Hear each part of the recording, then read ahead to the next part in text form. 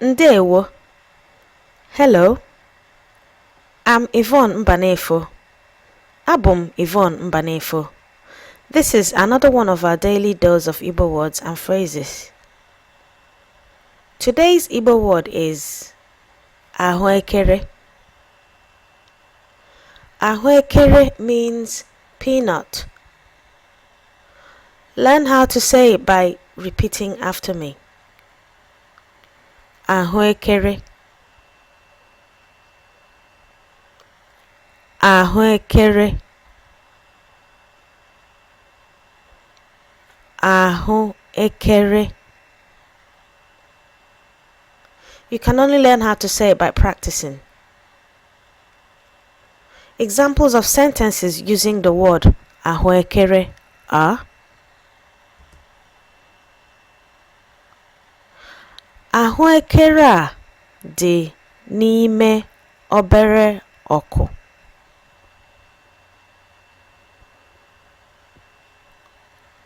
Ahụekere a dị n'ime obere ọkụ.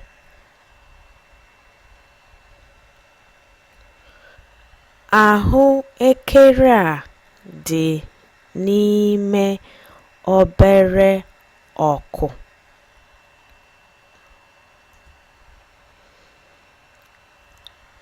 A kọrọ ahụekere ebe a.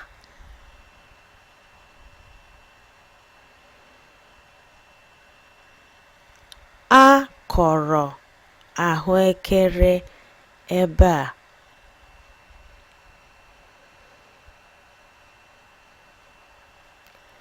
A kọrọ ahụekere ebe a.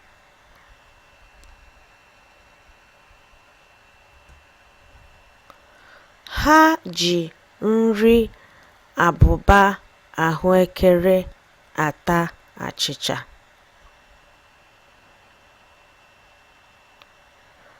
Ha ji nri abụba ahụekere ata achịcha.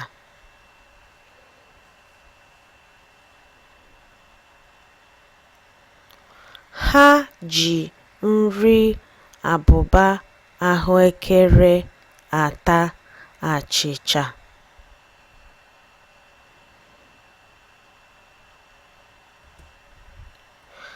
A na-eji ahụekere na ose akwọrọ akwọ ata ọjị.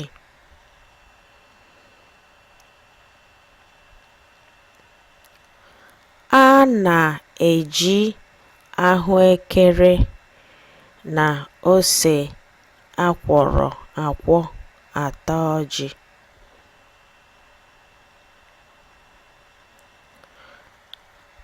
A na-eji ahụekere na ose akwọrọ akwọ ata ọjị. And again, a na-eji ahụekere na ose akwọrọ akwọ ata ọjị.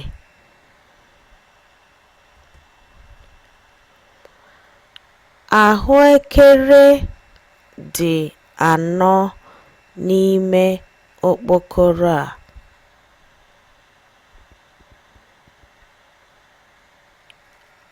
Ahụekere dị anọ n'ime okpokoro a.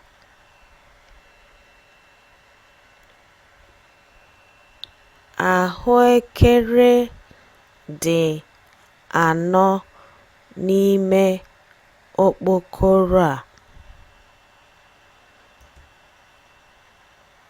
Ahụekere. Ahụekere. Ahụekere. Aha m bụ Yvonne Mbanefo. My name is Yvonne Mbanefo, and this has been one of our daily Igbo words and phrases. Ka o mesịa. See you later.